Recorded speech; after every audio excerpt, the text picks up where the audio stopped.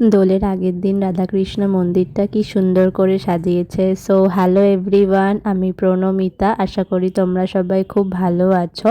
এই যে আমাদের বাড়িতে মহান ব্যক্তি সারাক্ষণ খালি আমার কাছে আদর খেতেই ব্যস্ত, আবার এখানে হ্যান্ডশেক করতে বলছে, আবার হ্যান্ডশেকও করছে। জানি না, মনে হচ্ছে কত বোঝে।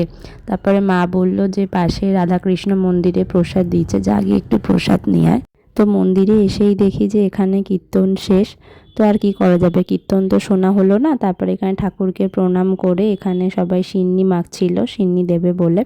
আর সিন্নিটা খেতে সত্যি খুব সুন্দর হয়েছিল। আমি খাইনি, দিদিভাই খেয়েছিল, বলছিল।